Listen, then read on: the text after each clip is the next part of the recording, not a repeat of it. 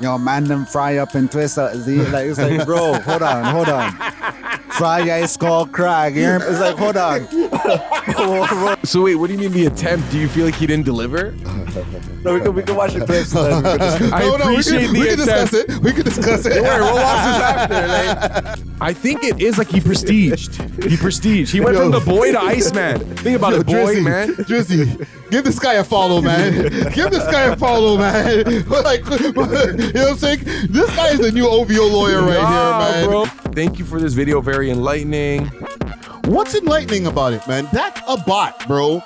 Hold on, man. I ain't trying to be snitching out here, but fam, those are bot comments. Great. What the f- is so enlightening about the Iceman video? Great. He sounded mad sad. He sounded like the gay best friend sticking up for his girl. Like, Like what? we'll fold that right now. Stop it. I understand that. Believe all men. Or, you know, us too. Us who's like, don't name this episode that. But yeah, because I remember where I was when I heard it, and I remember like how it made me feel. And I was just like, whoa, I'm like, this is amazing. You know what I'm saying? I'm like, what is this? Yeah, bro. Like just that sample itself. That's good. What are some of the greatest samples in hip hop? I'm gonna pull up that song right there. I haven't heard that in a minute. I gotta think of one that's been like recycled multiple times. The first time I heard this, That's some Take a walk. vibe, man. I swear we were balling up with bongs back then too, so it was just like a perfect. I'm like 19. Oh man. I was old still. Yeah. I mean, yeah, young. Yeah, I was young. yeah. The song is old. What year did this song come out? Probably 90s. Ooh, that beat right there. Yeah, leave in the comments. What are your favorite samples of all time? Yeah, I'm still trying to think of one. Yeah. I gotta take that out right there because you know, that YouTube. Damn, man. This whole episode. I know. Gentlemen, how y'all feeling, man, on a Sunday morning? Oh, weather's beautiful. Feeling amazing. Bro, I was trying to just cool down before we start the pod. Because, you know, I usually be starting the pod right after we set up the equipment and I'm just sweating still. I'm trying to stop that right there. But I got some stuff for us here. You're also in a hoodie. I know. I'm right under the... Shout out 6 Up, eh? Yeah. Salute to the homie Cam. But Jeez. like, I'm right underneath the fan, so I prepared today. I'm like, let me make sure I got my hoodie on. Oh, that's Chem 6 Up's brand? Yeah. Okay, proper. yeah. Shout out. So have you guys been seeing this? Yes. This guy was born in an elevator. You know what I'm saying? Like, yo, this is... You already know, dirty dirties, man's born in the elevator, fam. That's how Like dirty no bap. No fucking bap. No bap. born in the elevator. Dirty fucking dirty. Was on service. One of the buckets pulled the fire alarm. This The right elevator here. got stuck. Yeah. Man, them born the man them. Yo, the piss was in the corner, but my mom born me in the next side. Hold on. This is really real, right? I feel like this is authentic. You were born once. Listen.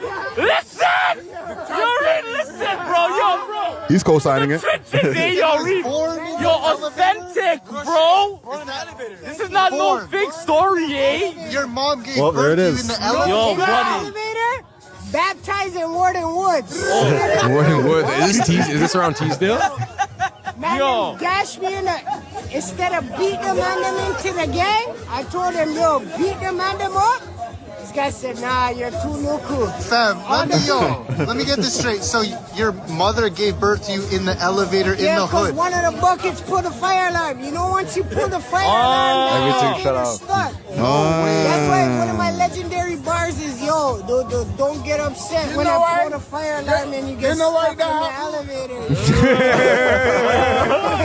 Okay. Nah, he meant that shit. That's such a specific scenario. Oh, I man. 100% believe this. He's not putting it on like for the camera. He's not like an internet character. This is a real authentic Toronto man. His friend said no BAP, so, you know, we're forced to believe it. And that was, it wasn't a young head. I could see gray hair on this guy man here. So like, There was conviction, like, no BAP! Like, he meant it, you know? he's like the white bucks be balling for me, bro. Yeah, Oh, yeah, pretty much. Yeah. So that means that there is like a authentic, like deep Toronto accent if you're like genuine. Like this guy was born in the elevator, so like Yes. this Toronto accent is authentic as it can get. This Like, is the indigenous Toronto accent. You know what I'm saying? I guess around certain areas, probably. But because he was intoxicated, there was a little slur to it. I feel like that's why there was a little slur. Mm. But the man was born in a pissy elevator. Like that is starting from the trenches, legit, bro.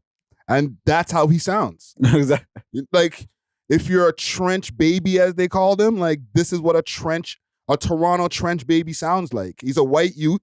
I know he's putting on like different patois or whatever, but like this is, like I said, indigenous Toronto shit, man. Nah, but I don't know. Like you recently spoke to the Hood Baby Brothers, right? Yes. They're, I feel like, also very authentic and like ground up from here. Like they don't speak in that like exaggerated tone. So it could be an element of incorporating patois as a non-Jamaican that we were speaking about earlier. Can we get back into that? Because there's different levels to accepting when they hear patois from us. Even when it comes to Drake, right? They're always like, especially in America, they'll cringe. They'll be like, oh, Drake's putting on another one of he's putting on an accent again. You know what I'm saying? But it's like, he's not. This is how we talk over here. Yeah, but Drake does take it too far. Like, like when he talks to Popcorn on the phone, like even when he records it for the tracks and stuff, right? Man, them fry up and twist. Like it's like, bro, hold on. Fry ice called crack. It's like, hold on, bro. It's kind of true still. He sauces it up extra. He goes crazy with it. You know he gonna see this. Friday's loving it. Friday's about to get a little DM. Oh, man. But like me, I don't mind it as much. As a Jamaican, like, it's amusing. It's amusing. And Jamaicans are very accepting. Like, okay, so where is the line of cringe? But I also want to say that like that like that tone. I'm not gonna say that's patois, but obviously people incorporate that's elements. Toronto, of this. man. But it's not Toronto, man, because like I feel like there are certain like black Toronto mans that don't have that. Like most of them, like maybe Buxby Ballin has it, but it's like a 50s gangster. Hey, what do you think? Next up on the radio, live performance from Friday with Kira. Like where did we get that? Like the high trebly cadence. Like where did that come from? Real pirate. Yar, see? Yar, matey. It's weird, bro. But I rate it, and I feel like I'm willing to support this guy's rap career purely based on this story. Like I just rate it. He could be trash. I don't know. I've never heard any of his tracks, but that is amazing. He earned one listen from me, type thing. I'm gonna go listen. I'm gonna give him a chance now. Like normally I would not even take it in, but his story was very riveting. You know what I mean? So like, I'll take him in. And the elevator, bro. And specifically, I want to hear that song with the elevator bar. I feel like he sold me on that. But where's the line of cringe as far as the Jamaican, the use of patois, right? So for example, right, we got like people who go full patois. They start talking Jamaican, and then like how you were talking about, like just a couple of words here and there. Mm-hmm. To me, a couple of words here and there, that's not past the line of cringe. I agree. Mm-hmm. When now, let's say like a white guy starts like, yo, I want bumba clot, and they're like from Oshawa. I'm like, all right, cringe. I feel like I agree with you. Of course, there's exceptions to every rule. Chet Hanks was able to get it off.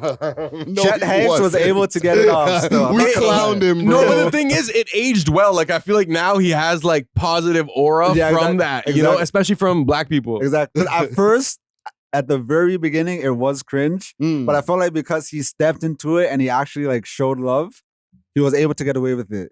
DJ Khaled, he actually shows love and appreciates the culture. He's been in it from like his inception days, you know, like you could see videos of him in the 90s doing clashes in Jamaica. Yeah, so Khaled, when he breaks out in full patois, we don't find it cringe.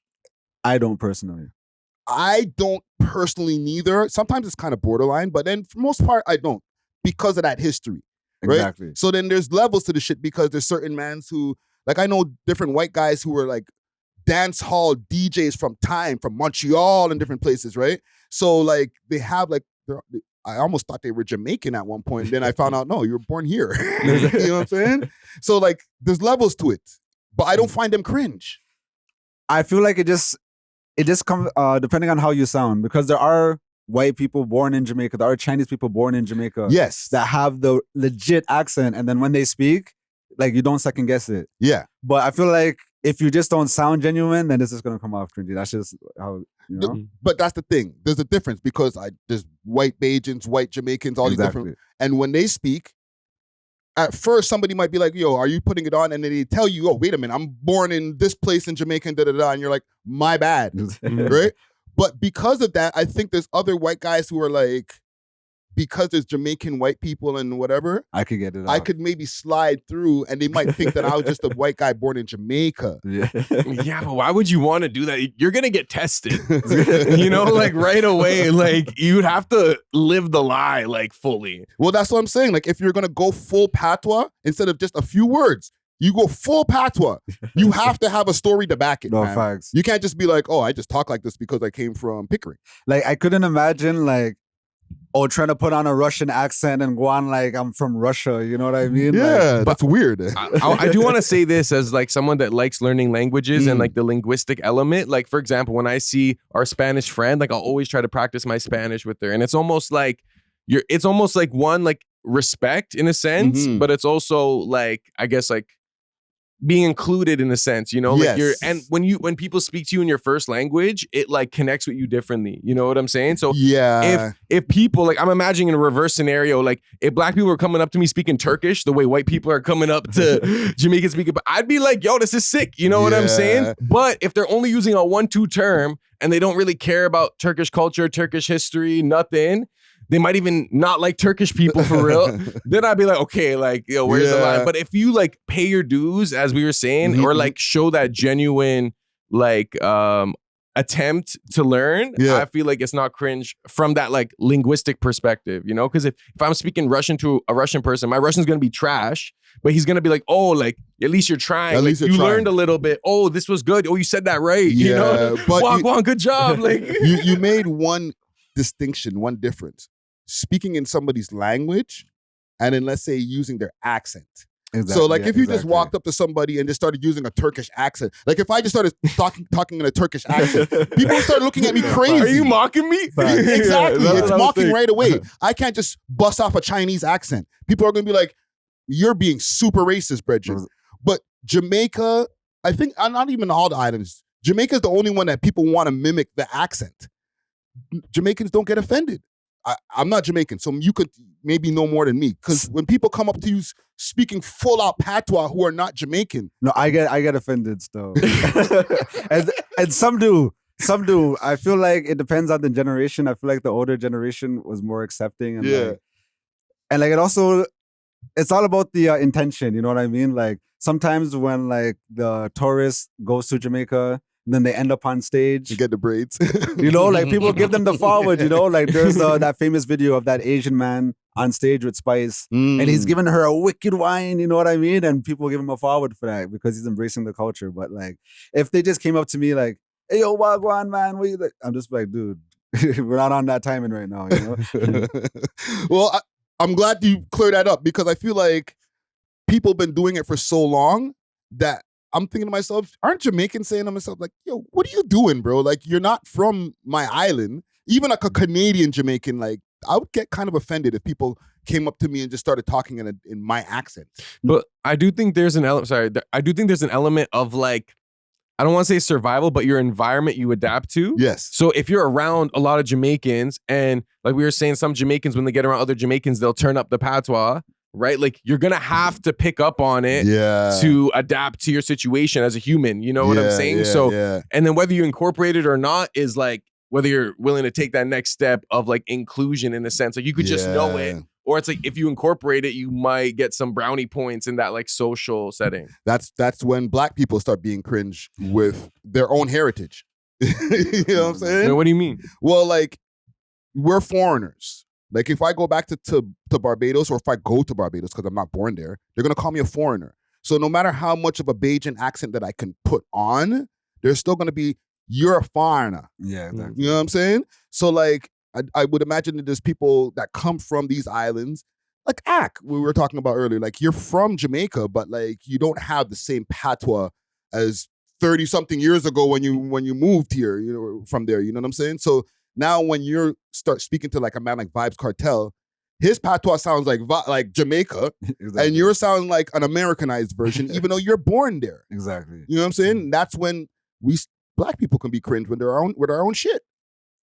You know and even to broaden it real quick, I know certain Yale that would like put on a UK accent just because they like how it sounds, you know what I mean? Until they buck up on a real person from London and then they look like an idiot. That's crazy. I can't lie though, sometimes I'm guilty of doing like random words in British accents for like comedic effect. I could get the line. I didn't have to do that, but I just think it's lit, you know? Yeah. And like I like impersonations too, so I feel like if you do it with the lens of comedy and also like genuine approach to it, like I think you can allow it. But when it's just like you don't do that background, that's when I think it's weird. That's when things start getting cringe, man. Let's start this show off, man. Let's start the shit off, man. Man, like natural supporting the hater and shit. You know what I'm saying? The biggest hater. Oh man, let's get this shit started, man. Let's go. Let's go. Oh man, I'm sweating. We are Buck is the world's most smoked out podcast. We love hip hop. I'm your host of the most toast, Friday Ricky Dread, aka Cat Hair Rick, aka we back at it, man. We over here, B3 Studios, episode 592. Back at it. The outside boys in the building. Back outside, boys. You know what I'm saying? Let's start over here. You might see him behind the wheels of steel at your next wedding event. You might see him on the road, microphone in somebody's face. Pause. DJs are in the motherfucking building, man. Let's go, let me get the sounds. Let's go. DJs are aka Burrow Sound, aka the Muzzy. Back at it like a crack addict. Yes, sir. Yes, sir. Yes, sir. Yes, sir. And back at it over here, TikTok star extraordinaire. You know what I'm saying? Fashionista. Talk about it. You know what I mean? This guy's always coming through with some different types of drips, man. DJ Natural in the motherfucking building. Let's go, man. Love, respect. Thanks for having me as always. Always a pleasure. No, welcome back, man. Welcome back, gang. Welcome back. Yeah, man. Big salute to Dusty Wallace. Again, he's out there in the world. He will be back soon, okay? He hasn't been fired or any of those different narratives that people try to spin around the boy Friday Ricky Dread. Is that narrative going around? It's not yet, and I'm not trying to put it in the air. The narrative, no. Of the creator of narratives. No, but like, last time that somebody wasn't like on the network for a space of time, like anytime like when Herc was gone for a while or when Gutsy Guts was gone for a while, people were like, "Oh, bro, you fired them." Or, I've only ever fired one person on the network, so you know what I mean. Salute to Dusty Wallace. He'll be back soon, man. Yes, sir. Before we get into it, I want to salute some of the sponsors. You know what I'm saying? First, let's start off with Diamond Club, aka Canna Cans. Canna Cans, or Diamond Club is the carrier of Canna Cans. If you want delivery in the GTA and across Canada, they got pens, edibles, anything you need. Make sure to hit them up on their Instagram page. That's Diamond Club _Canada 2.0. Or you can also find them on the Canna Cans page. That's Canna Cans _Canada 1. Also, if you want some of that blem, there's a big shaker over here of some real. It's like 5 liters. You know what I'm saying? Yeah. This could last you like a year. Yeah. Actually, maybe me more like a month tops. But yeah, man, salute to Real Hot Grabba. They got Grabba shakers. They all different ways of having the Grabba right there. Make sure to hit them up on their Instagram page. That's Real Hot Grabba. And send them a DM. Say, yo, I came over there from We Love Hip Hop. You know what I'm saying? They might give you a nice little discount. Last but not least, I want to give a big salute to my people in Ottawa, and that's my people from Only Loud, okay? Only Loud got their own blend of some really, really, really dope loud, as well as a bunch of different legacy blends under their umbrella. They got same-day delivery in Ottawa, same-day delivery in the GTA, and if you want to get the package sent across Canada, they do that as well. Make sure to hit them up on their Instagram page. That's Only Loud Canada, and you can also find them on Snapchat, onlyloud.ca. Gentlemen, honestly, we're here on a Sunday, like I was saying. How's y'all weekends been, man? I want to know about the gigs, everything that y'all been up to, man.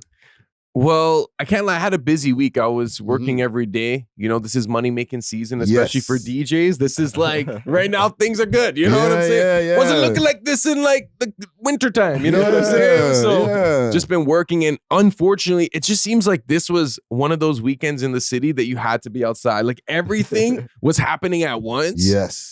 You're either at Salsa on St. Clair or Taste of Lawrence or Sands. There's just a bunch of things that happen. So I've been outside this weekend, and I feel like Toronto only has like maybe 4 or 5, maybe 6 of those weekends that like you have to be outside. Yeah. And what about you, Natural? I have a follow-up question for you guys after. My weekend was good. Friday night, I took this girl on a date, Rec Room, right by CN Tower. Jeez. Yeah, it was actually dope. I urge any man to go there because like it was pretty cost friendly for the location, you know? Yeah. And like you get a perfect experience. So yeah, that was mad. Yesterday I DJ'd. Yeah, I just DJ'd an event, and then before then I did a boat cruise. Yeah, and then Sam's was yesterday as well. But it didn't look that good, so I'm glad I didn't go. Yeah. But yeah. Just like based off hearing the reviews, it wasn't as good as like New York Sands or London, you know. And Afrofest neither. Oh yeah, Afrofest was crazy too. I heard something crazy happened. We'll get into that for sure. I got a question for you guys as DJs, because you guys both mentioned that you're playing. All right, how do you guys get gigs? Because you guys are always booked, man. And I started thinking about it on the way here. How do you guys have booking agents or something like that? Like managers, like. You guys booking your own gigs? Walk on. Do you want to answer this first? You go first because I know we're gonna have different answers. Yeah. Okay, for me, it's a combination of multiple things. Okay. A lot of my weddings come through a company that kind of like subcontracts the DJing aspect, but they do the detailing. Okay. So in like the wedding industry, there's a lot of like in-house sound systems with the banquet halls, and a lot of them are DJ companies. So what happens is when you book this hall, you get preferred rates booking with these sound companies, and it almost becomes like, you know, like a monopoly. It's not. There's a few big players. You know what I'm saying? Yeah. So that's how I get the volume. However, I get paid more for my individual gigs, than I would from them subcontracting. Right? Yeah. So I've been able, through like experience, through like people seeing me at other gigs, social media, etc. Like I've been able to get gigs by myself through that. Nice. And yeah, so for me, it's a combination of those things. Okay, and what about you, Natural? Yeah, I get all my gigs myself. It is blessed to have like a company to get gigs on your behalf. If I could get a booking agent, I will. It just has to be like the right person. But yeah, because I was fortunate to kind of build a brand through TikTok, you know, I get a lot of gigs through that. And also I've been DJing for a while, so word of mouth. I have like a lot of loyal clients, because once you do a good job, like it's hard to find a good DJ. So it's kind of like once somebody locks in with you, you're good for the rest of your life. Any like wedding, baby shower, anything that they have going on in their life, they'll call you. So yeah. We were talking about the other day, like how often do people need a DJ? And it's not like every random person books DJs. There's like maybe one person that books it for people, or an event planner, or like the person that plans the events, whatever. So I think once you lock in, you're gonna have them for life. Like they're gonna have, maybe their kid's gonna get married one day. Exactly. You're the first person they're gonna call. Like generations of it. Yeah, and the best is when you get the reoccurring gigs, because like you build almost like a friendship with the family. Now, like, you know, like they're feeding you, like they're hitting you up for like their friends' stuff. They're actually advertising for you. Like they'll come up to you and be like, yo, anytime me or my friends need a DJ, we're gonna call. You know what I'm saying? If you're killing it. Okay, that makes sense, man. Because like I know DJs over the years. Like I have a lot of DJ friends, and it's always been either you're booked all the time, like somebody like DJ Law, he's always booked. You know what I'm saying? He plays at different bars and stuff like that. And then when it comes to all the hip hop shows, as you can see, like anytime I'm hosting, he's DJing. So like he's been able to carve out a lane from his DJing to be like the go-to guy for shows, the go-to guys if you want different bars and stuff like that. And it's like he's making a living through that. Like that's all he does. Yeah. Do you feel like there's a age limit for being a DJ? Like, No. or do you feel like it gets better as you get older? I think with DJing is one of those things it's not just hip hop culture, but like, you know, if we're talking about hip hop culture, that you can do forever. Exactly. You know what I'm saying? Because like, look at DJ D Nice. Yeah. You know what I'm saying? Like the man's in his 50s, and like now is actually the time when he's getting the most of his money. He's doing bare corporate events and all types of shit. You know Jazzy Jeff is still going. Jazzy Jeff, yeah. Probably yeah. his booking fee is probably more now than it was before because of the name you build and the time. So I really feel like once you put in like 20, 30 years into the DJing game, like, and you're able to do it the whole time, like, unless you're trash, like, you know, I was going to say, it depends on what you do in those 20 and 30 years. Yeah. So the best thing, and I always say this, is build a brand. That way you have leverage going into any situation, you know? No, man, salute to the DJs, man. Let's get into a couple of our topics here. Before we get into our topics, I want to say R.I.P. to Noble. All right, he's one of the outlaws from Tupac and the Outlaws.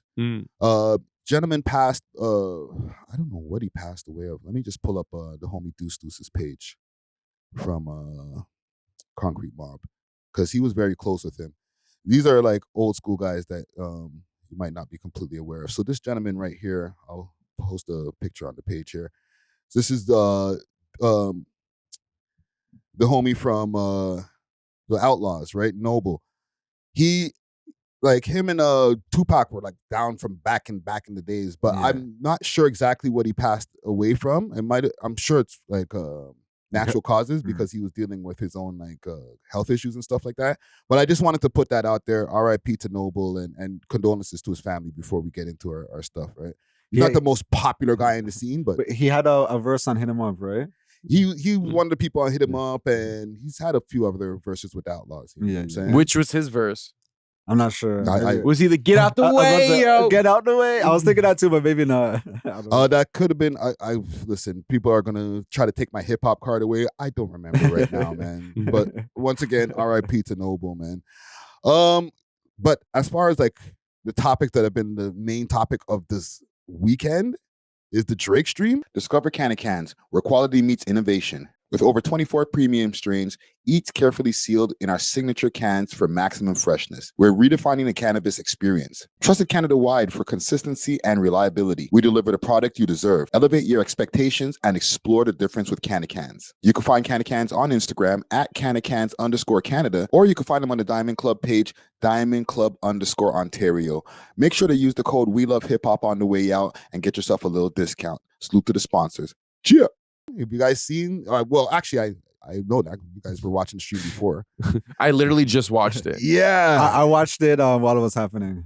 So Drake did a live stream / YouTube video where he was previewing some songs from the new Iceman album. He went into like an ice factory, hung out, ate lunch. I'll play a few clips of it. It was before I even play any clips. As far as promo as a whole, is this good rollout promo right here? I think so. What do you think? I appreciate him actually trying to do a rollout. You know what I mean? Because normally he just throws up a meme, you know, he just puts like some random billboards with like some weird, sketchy quote. But like, I feel like this is like an intentional rollout that he's trying to be artsy. You know what I mean? So I do appreciate the attempt. Yeah. Okay, let me play something here from... So wait, what do you mean the attempt? Do you feel like he didn't deliver? No, we can watch the clips. I appreciate the attempt. We can discuss it. Don't worry, we'll watch this after. Like, talk to us. I appreciate the attempt. Like, I don't know. I just feel like I'm watching somebody trying to do art rather than like somebody doing art. You know what I mean? Like, it was like his attempt at being cinematic, but you feel like it didn't translate? I feel like he tried to do the Frank Ocean when Frank Ocean was like naked in the warehouse doing carpentry and thing. Like he just tried to, because that was the live stream as well. That happened, bro. Yeah, when he finessed Apple. Yeah. And he dropped that whole album. Yeah, like he dropped the album in the live stream. And he was naked in a warehouse. What the hell? He wasn't fully naked, but he had his shirt off. He was doing like the carpentry and things. So like it was crazy. But like even that, I felt like he was just trying to be artsy and stuff. You know? Yeah. But I feel like this is what artists do, you know, like. But so I appreciate the attempt, you know. Do you feel like there was something abstract about it, or was he just attempting to be abstract? Because I felt like there was a lot of still shots. And I'm not sure if that was for the live stream purposes or for technical purposes, or if he's like, nah, just keep it going. I think Like those are edit, like 10 minutes later, it's like, all right, switch. No, basically. it's like foreshadowing and like different things that are going to be popping up in the future, right? Because this is episode 1, right? And he was in front of, like, I was watching a breakdown on What's the Dirt, and he was talking about he was standing in front of a piece of an ice sculpture, but he thinks that later on in part 2 we're going to start seeing more of what the ice sculpture is, and you know what I'm saying? Okay, like, you know what this reminds me of? You know those first time directors were like, they try to put in all the movie tropes and they try to like they try to be too like anti. So I don't know. I just feel like again, this is his attempt at it, and I do like it. I'm intrigued to see where it goes, you know. But so far, I'm not blown away. Basically, but I do think we have to big up the experience aspect of it. He was really at Young and Dundas. Yeah. As the biggest artist, arguably in the world. Yeah. And obviously there was security and bodyguards, but like he was interacting with the people. I do rate that part of it.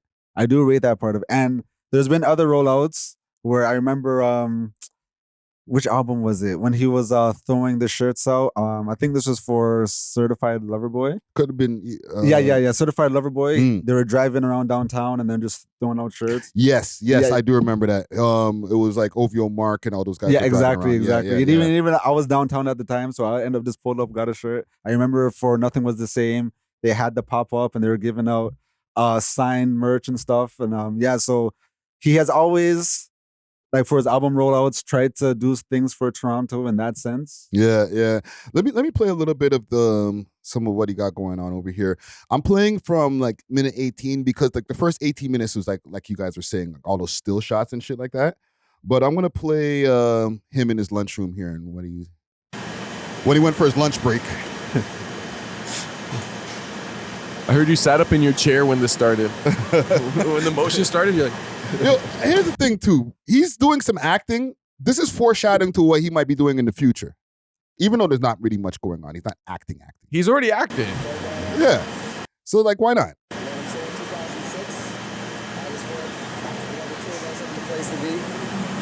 City is mine right here. Drake.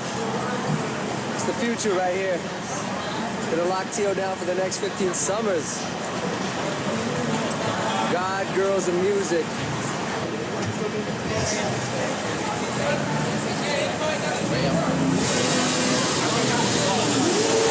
That's my favorite song. I never knew that. No, baby. City is his. City is yours. Get dirty. The truth right here. Drake. See all that Shout to my boy Nelly. walking downtown? I'm in the studio right now. But I heard the sending chills through your body here. Wow, back in the day, Toronto. Sorry, this say is again? your era. Yeah. I heard it sending chills through you, getting goosebumps and shit. Look at the hat. Look at the hat. Yeah, that's what I was talking about. Yo, how long did that era last?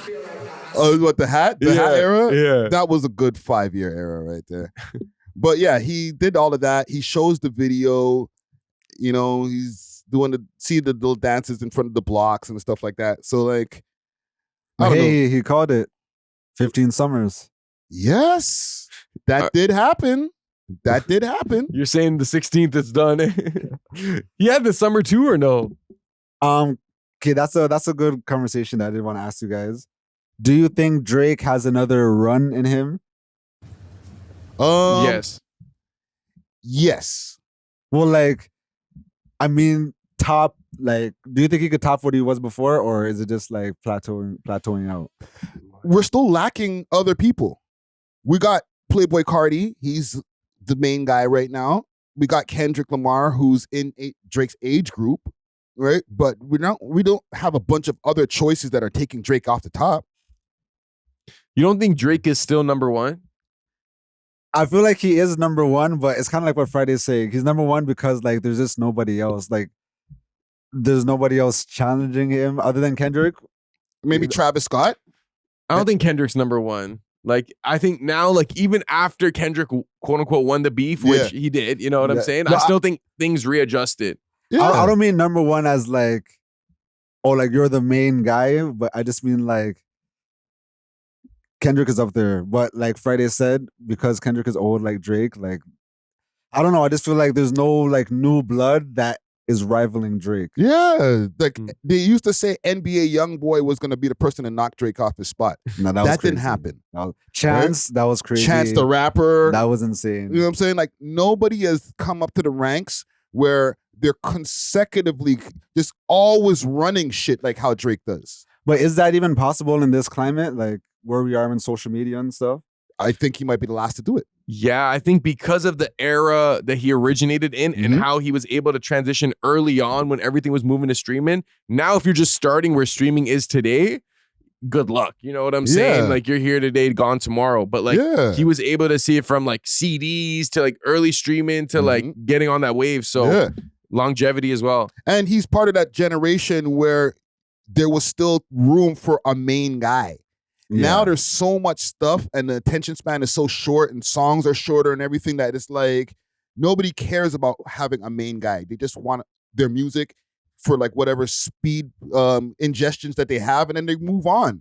You know what I'm saying? Nobody's championing one person all the time. No, it's true. Yeah, it's like glazing now. Like you can't even support artists the same way that we used to. It's just automatic glazing. Yeah. Yo, come on, fam. You know, there's other guys too that you could be listening to. Like, why are you glazing this one person? Back in the day, it was the opposite. It was like you wanted to be the person who was like putting on someone it's like a new artist and then seeing that artist grow and you'd be like, yo, I seen you from like when you started here and now he's the biggest artist in the world. Like there was actually value in that journey with the artist. Now it's just like you either pop out with like a sick 20-30 second 1 minute like of music or like I'm not gonna hear about you. Okay, last question I'll ask about this and we could get back to the what did I miss, but do you think it's because labels were actually creating like the number one guy and now that like labels aren't really invested in that, it's not really happening anymore? It's a combination, right? Because the labels are still trying to get a number one guy. Yeah. They've pushed people like Lil Uzi Vert, all these different people to try to keep them, like make them number one and they achieved it, but they don't get to stay number one. It's unprecedented to stay number one for 15 years. You can get a 3-year run. Like that's average. Everybody can get a 3-year run as a famous rapper, but to run it for 15 years? I don't even think a rapper has ever done that. Jay-Z hasn't done it. Only Michael Jackson, and maybe some of the other like female pop stars like Madonna. Yeah, pop stars could do it, but rappers, no rapper has ever done that. Yeah. Kanye? Well, he hasn't been number one for a few years.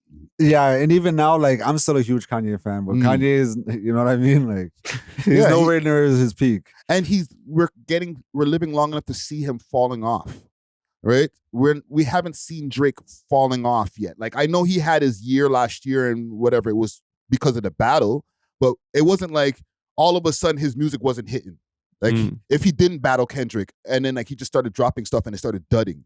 Like that didn't happen yet. I remember he almost, I don't want to say fell off, but it was looking that way before he dropped If You're Reading This It's Too Late. Because I remember there was like conversations around like, oh, the run might be over type thing. And then he dropped that project and then I just remember everything was like, because that's when he came on his grungy thing. So then he took it to a next level and then, so maybe he could take it to a next level again.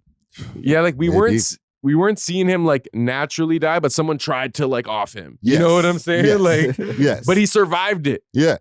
And when you talk about If You're Missing This Is Too Late, that's 10 years ago. So they thought he was going to fall off 10 years ago and then he ran it for another 10. Yeah, that's crazy. You know what I'm saying? Like, what was that? 2015, 2016?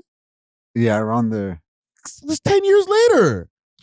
Time's flying. Holy shit. Yo, I know people have already drawn attention to this, but Drake's ability to tap into what's hot in the moment, I feel like I wouldn't even say carried him because his catalog carries him, but like it's kept him relevant. And like he can just keep doing that as long as he is who he is. And like there's just like this new hot new sound, new young artist that's popping. Yo, Drake wants to hop on a remix. Let me put you on. I disagree with that. Because at a certain point, you're going to be looking like the old guy in the club. You know what I mean? So I feel like if he were to do that in spurts, you know, like here and there, it could work. But if he's trying to be the guy on all the new, like people are already looking at him like that. What age do you become the old guy at the club? Well, you become the old guy at the club when your style depends on new trends. That's the kind of the problem. So, for example, like Jay-Z, he doesn't depend on new trends when he comes out with new music. Exactly. He just raps, and like he does whatever he wants, and if it's going to sell because he's Jay-Z. But because Drake is dependent on always going on to the new trend, he can easily look like the old guy in the club by the time you're like 35. Really? 35? You're the old guy at the club? Definitely. If you're a 19-year-old, yes. Bro, imagine if you're 19. Take yourself to when you were 19, bro. Bro, that's like 10 years ago. We are about to be 30. You know what I mean? Like, so that's why we're looking at Drake at a certain way. But people who are 15, 16, 17 are looking. Yeah, they're looking at Drake like, dude, like, but move out the way so we could, you know? Yeah, but I feel like it's all about optics. Like, if you're a 40-year-old and you look 50, then yeah, you're the old guy at the club. But if you're like a 40-year-old and you look 25, 30, but Drake doesn't look. Bro, Drake doesn't look 25, 30. But he has swag, he has ice, like, bro, like, it doesn't matter. He has money, bro. He'll never be the old guy. It's never a bad thing to be the old guy at the club when you have multi-millions. Like, yes, but no one's going to think you're weird. Trust me. People are going to probably want to, like, say what up to him, you know? Okay, bro, you have to bring yourself back to when you were that time. Have you ever been at the club, like, when you're 19, 20, 21? Then there's that old guy taking all the gyaldom and stuff just because he has a little more bread and a little more clout. And it's like, dude, can't you just go somewhere with your own age? But I used to think like, yo, I rate that. Like, I want to like be that guy. You know what I'm saying? Because that's really what it is. Like, once you have power and money, like, that's really the name of the game when it comes to like mating. I get where you're coming from too, Zar, because I felt a little bit of both of how you guys felt. Like, there's the one when I was younger, like, yo, who are these old heads? Get the hell out of here, right? You're making us look broke, right? And that's the thing, like, and that's where I had the aspirations. I'm looking at certain men that, like, when I go to the club with my homies, like, we're packing up in a car, but this guy's pulling up in a Benz. That's going to be me one day.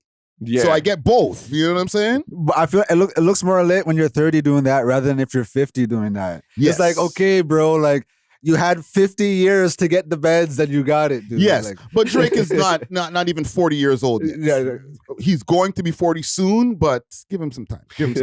But hold on, let's play a little bit more of this here, of these guys on the street here. This is him jumping in the truck.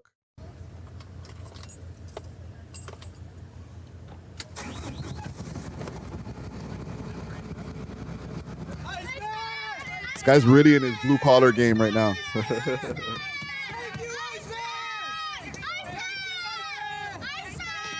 Iceman! Bro, no one's ever called him that until that day. No, but here's the thing. That's paid actors right there. Okay, that's not part of the live stream. I don't know if he's trying to get that off, that was part of the live stream, but that's like literally people outside from his team. Like, just say Iceman while he's driving away. Yo, I've seen that in real life with like certain social media people. They'll be like, "Oh, is that person?" And like, it's like the same dude from their team. Yeah, and this is where I say like it's trying to be artsy and stuff. You know what I mean? Like to pay the kids to call you Iceman as you're wheeling out. You know what I mean? It's just like you're forced. We don't know he paid those kids to do that. You think so though? He didn't pay them to specifically do that. He paid them because they're a part of his staff. Just do this little extra thing for me, man. Don't worry. I'll add something extra on Christmas for you. But why would he? Was he just doing that for the actual video, or was it like to draw attention so other people would be like, "Oh, it's Brodnick. He's trying to get the Iceman moniker off. This is his new character." Yeah. This is not part of the.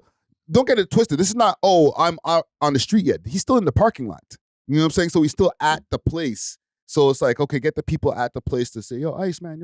And then let's start the live stream of me driving down the street. So that's two separate things. So when we get over here to him actually driving, any interaction that he's getting with the people is now real. You get me? So he tried to get that off like all of it is real. Like, they just call me Iceman already. Like, no, they don't, bro. Mr. Tumaza. Oh, man. Jeez.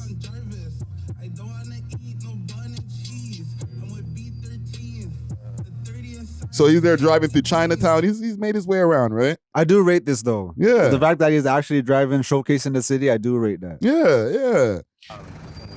How many celebrities that are that famous can do that for real? I feel like they all City? can, but they're just gonna have Bare security. you know. Yeah. Toronto police undercover. Didn't around. Jay-Z take the subway and then he was talking to that woman? She didn't know who he was. But maybe that was another paid actor situation. Could be. Also, Trump. Every single person on that train was a paid No, actor? just that woman, because Just that he's one. sat beside some woman and she's like, Are you? it's like, oh, are you some famous guy? Yeah. He's like, oh yeah, my name is Sean. Bro. Try to play it off like he's some humble guy. It's just Sean Carter. Little something. Trump did it too. He did the truck.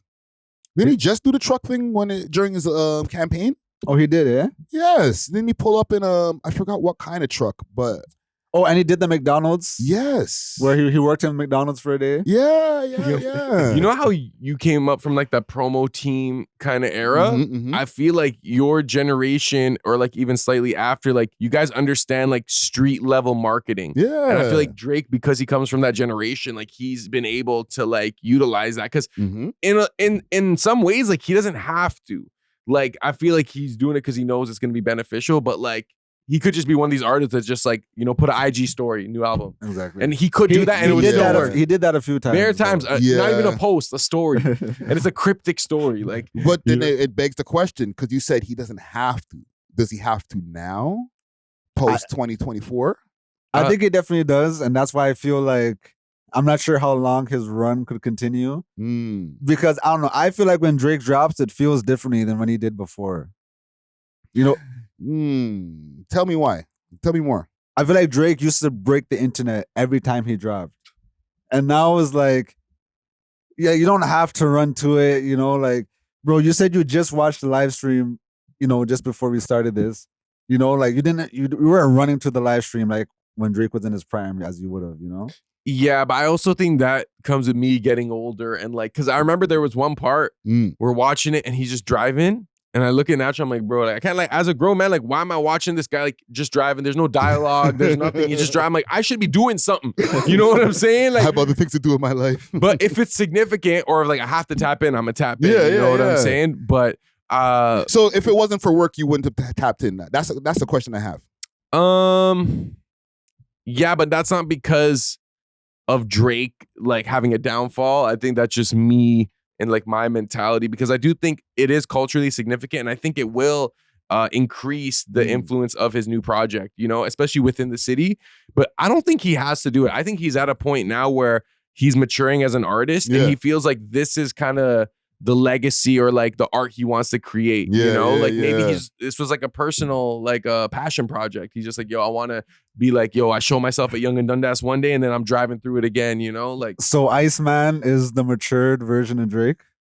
I think it is like he prestiged. He went from the boy to Iceman. Think about it, boy, Drizzy, man. Drizzy, give this guy a follow, man. Give this guy a follow, man. Like, you know what I'm saying? This guy is the new OVO lawyer right here, man. Bro.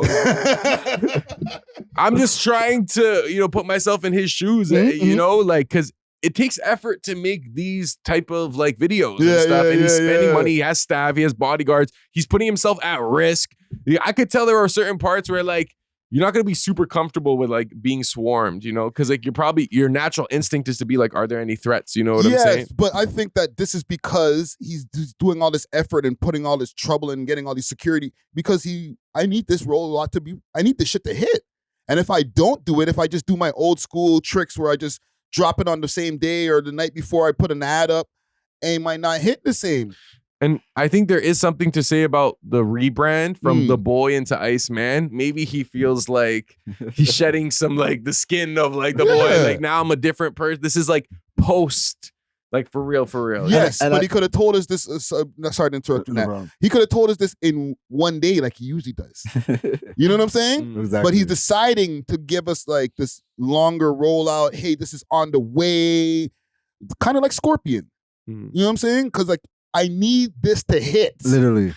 Can I be honest? I feel like I could see this playing at art museums. Like as just like a portrait and like a TV thing, and like you walk by it, and it might just be like a still video of like the ice machine, and you might see it switch, and people are just watching it like this. I can see that as well. Yeah, and I could see this being successful.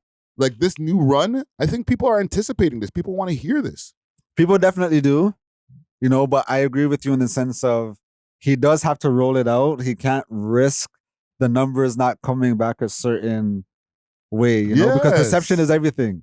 So once the numbers look like you're going down, then the people are gonna have it in their mind, and then it's like a cyclical thing. You know? Yeah. Oh, that Kendrick guy got you. Exactly. Oh, now you ain't hitting the same no more. Look at his numbers. You didn't even break the top 10 on Billboard. I need to show you guys something because I don't know. I be seeing these type of comments sometimes. Look, so this is on What Did I Miss? Yeah. Thank you for the great content. That's one of them. But joined 3 months ago, no subscribe. Very, very well done. Appreciate this video.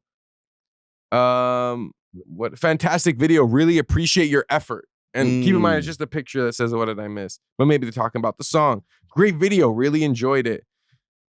Your videos are always so helpful. Thank you. That's a bot. That's crazy.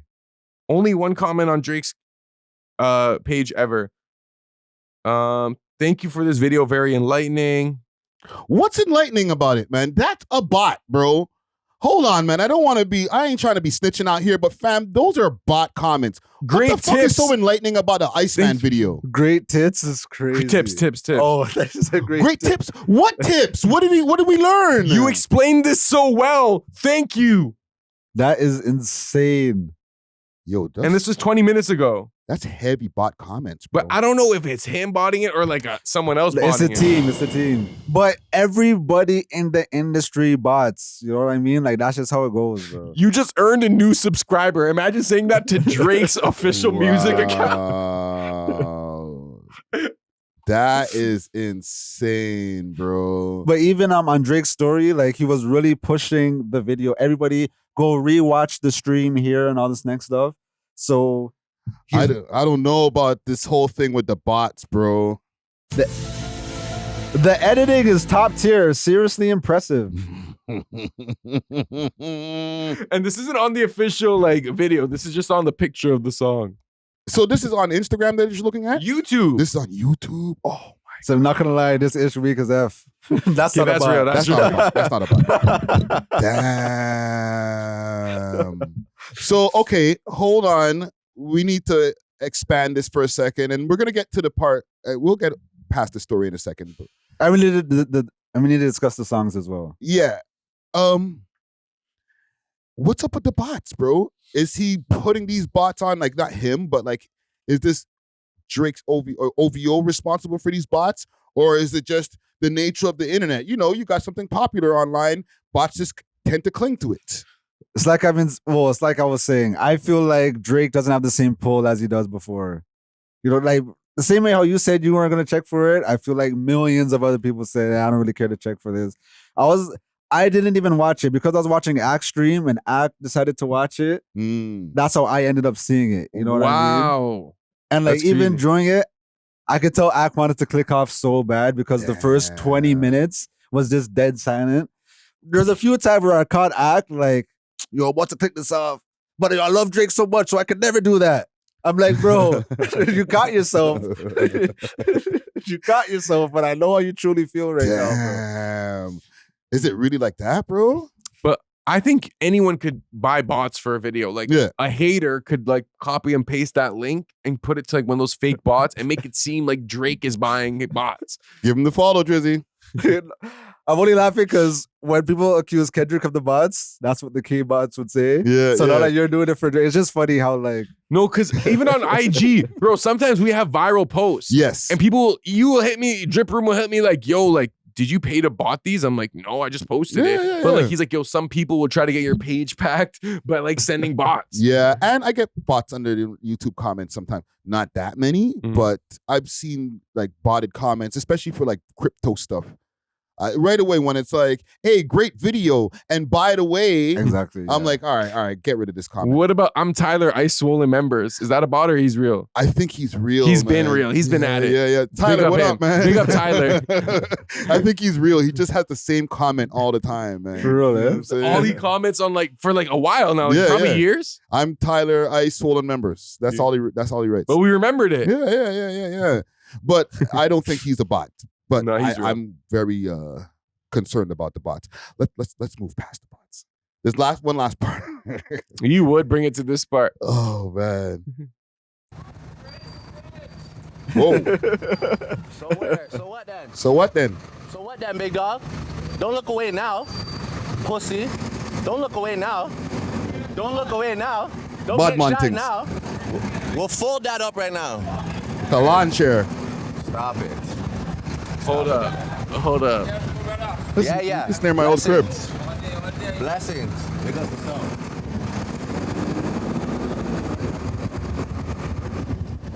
Okay. Talk to me. Real or scripted? I think that was definitely real. That was Okay. definitely real. Good. Because I was going to say, when he said, we'll fold that, that was Yeah. like a bar. And what did I miss? Like fold that like TLC or something. So I'm like, maybe he's promoting the track. Ooh. But maybe just in his subconscious. Yeah, But I yeah. thought it was real. No, I think man just talk like that, period. Mhm. Like, yo, fam, I fold that. You know what I'm saying? And he actually sounded cheesed, bro. Like, yo, what you trying to call me up? You trying to show me up on my stream right now, fam? He sounded mad sad. He sounded like the gay best friend sticking up for his girl. Like, Yo, Like what? we'll fold that right now. Stop it. Stop it. Like, yo, I'm not trying to get folded. Yo, Charles, you're gonna have to look over your shoulder. You're gonna get a Honestly. goof in your DMs just No. now, broski. You and Jag meet, bro. We're gonna have to link up still. Oh man, this is too much fun. There was people trying to clown him for that though, fam. Like, why you try to clown him at, like, besides natural? There was people in the States and other places like, yo, why is he trying to act tough? Yo, Bro, you're supposed to know that in that situation if someone's calling you out. Yeah. yes. It's a natural reaction. I feel like that was Yeah. instinctual. And knowing who he is, knowing that he has bodyguards and other people around, he's willing to take on that risk of, And potential knowing- combat. And knowing I'm on stream, you're not about to play me on stream. But try to make me look stupid on stream. But if you're the guy who said that, do you double down and just try to fight Drake? You have to. He didn't though. He looked away. Yeah. He said, "Yeah, yo, listen. now you're looking away, pussy." What would you have done? Would you be like, yeah, what? Get out your whip. I would have ignored it, but I'm different though. I don't have a short temper. It's like Drizzy seems like he has a short fuse, fam. But that could be a bag right there. You get in a road rage with Drizzy. That too. You know what I mean? Yeah, It might be. So you're saying it's With the financial. Iceman. Yeah, if Iceman comes out and folds you, put you on ice. Iceman. Let's see how Iceman deals. We know how the boy dealt with it. Right. What's Iceman gonna do? Iceman gonna crash out? Iceman gonna ice you up, bro. Yeah, you gonna need some ice for them wounds. You know what I'm saying? So you're saying it's financially worth it to try to provoke Drake if you meet him to catch a Definitely. lawsuit? Yes, Definitely. absolutely. That sucks. I for might Drake. I might even just like walk out in front of the truck by mistake. Oh my Alright. god. No facts. I'm like, I got run over by the Iceman. Yeah. Like, yeah, yo, that's at least 100,000. You know what I'm Yeah, saying? at least. Settle that out of court, you're neat. Yeah. That's if you can get to court. Yeah. You got time before they have that date or whatever. So You gotta if you get his can mind. survive the 6 weeks on road, They're gonna send Chubbs in the side bag, alright? Holy. Listen, fam, at the end of this segment, they might be sending them for you. natural, eh? Not for me, for you. no, I heard with natural they're gonna send Iceman himself. You know what I'm saying? This guy gonna put you with those freezers. I'm gonna be sleeping out of here. It's Iceman, Iceman, Iceman. If you're sleeping and it gets extra cold in the crib, watch out, bro. That's all I'm saying, family. You know what I'm saying? But yo, before we end this, W or L stream? W. Okay. I'll say W stream. I'll say W stream. Okay. And last thing, is this going to help the promotion for Iceman? 100%. I think now people are more curious. He previewed some tracks that were sounding good. Yeah, we didn't talk about the tracks. Yeah. What were some that stood out to you guys? I like the second track. I think it was the Supermax. Okay. Yeah, I like that song because he's getting in his bag. He's spitting his true feelings. I feel like What Did I Miss? He was on the fence whether he want to make a club track or like a song where he's addressing everything. I feel like when he's addressing stuff, I like it better. No friends in the industry. I liked how he did it on that. Yeah. Diplomatic Community. I like how he did it on that. I feel like those are better versions of What Did I Miss? The beat is hard though. Yeah. The beat is crazy. You know, at proms, people could like, I don't say mosh pit, but people are gonna like jump into Yeah, but I don't see this lasting to next prom season though. Really? So, yeah. So you're saying it'll end at like winter formal or whatever? Like you won't even make it to next summer? Spring formal maybe? I don't think this is the one. Yeah, I don't think this is making it to September. Well, it might make it to September, but like the frost week, you might get it off, and then that's the end of it still. I don't think this is the missile that he's aiming with yet. This is just the pre-missile. That's just the first jab before it comes with Yes. Y'all ain't saying anything about the bars dissing Kendrick or anything like that? Like are we getting a part 2? Because the man's he's not stopping, fam. I just don't like the sentiment of the song because it's like what do you mean? What did you miss, bro? I knew this guy was gonna say do you want us to remind you? Like, you don't want us to remind you what happened. I feel like, you know, when your mom said, "Oh, I'm gonna slap you into next week." I feel like Kendrick slapped Broski into next year, where he's like, "Yo, what happened? No. What happened the past 360? Yo, read the lawsuit, and then you can find out exactly what you missed, bro." I'm gonna have to put my defense on now. The OVO lawyer is back in the building, man. What did he miss? He missed all of you guys that were like all of a sudden turning your back on him. That's what he's talking about. You know what I mean? So what did I miss? What did I miss that is like that you guys have against me that made all you guys turn your back on me? What did I miss? So I feel like this is like victim raps, you know? It's like, Drake, you really have no idea what you could have done to make any of these guys go bad on you. What did I miss? What was it? Yeah, like LeBron, like, yo, you were rocking with us since headlines. Yeah. What happened? Why you that was not to LeBron. That was not to LeBron. There's no LeBron disses there? I don't think that was to LeBron because they've been rocking him since before headlines. I feel like that was maybe more so towards DeRozan or something. Could be. The but time, he started showing you things, you know. What was that showing you things? Is he snitching right there? I don't know. I personally didn't think that was to LeBron, you know, but that's just how I interpreted it. Yo, Drake already had a whole dedicated song to LeBron. I don't think he needs to address him anymore. Yeah. You already penned the pain on LeBron. So. But are we okay with him dissing Kendrick and getting that shit back going? Or is like, leave it alone? No, talk about your trauma. Dog, that is a traumatic. I don't care like that, you know, we see him as Drake. Oh, he's just a dude at the end of the day. And that's just like a lot to deal with probably. He was probably mad stressed, probably drinking, probably resort to other things, gambling, steak. You know what I'm saying? Kick. I don't know. But I don't mind him still addressing these things. I just feel like, okay, whatever kush he was smoking, whatever gal that was around when he did that verse on Churchill Downs, like whatever mindset he was in, he just used to tap back into that Drake. Like the rap radar freestyle was whatever he was doing, them times, he just used to tap back. Whoever was, okay, I don't think anyone was helping him because like Drake has always had a mean pen. But like whatever vibes he was on, whichever gal was giving him the nons, he just needs to call her, get that muse going again. Yeah. You know, like good. If he's trying to address things. But I feel like Drake should just keep on the party wave. Nokia's doing amazing. That song like kind of takes us away from the whole, you know, the BS that happened. I feel like he should just stay on that wave, you know? Don't get into more problems with that Kendrick kid. Basically. Okay. We'll leave it there. All right. Enough Drake for the audience. I know people are like, all right, enough of this Drake guy, man. Stop glazing him. Like, fam, it's the biggest thing that happened this week. No, man. facts. But let's move on. This Afrofest thing. Did you guys see the stampede that happened after like a stabbing at the Afrofest? Is this recently? Stampede is crazy. Was there actually a stabbing? I was hearing that nothing happened and people were just running. That could be a thing, but I'll play the video here. This is courtesy of AfroBuzz Media. Shout out to AfroBuzz.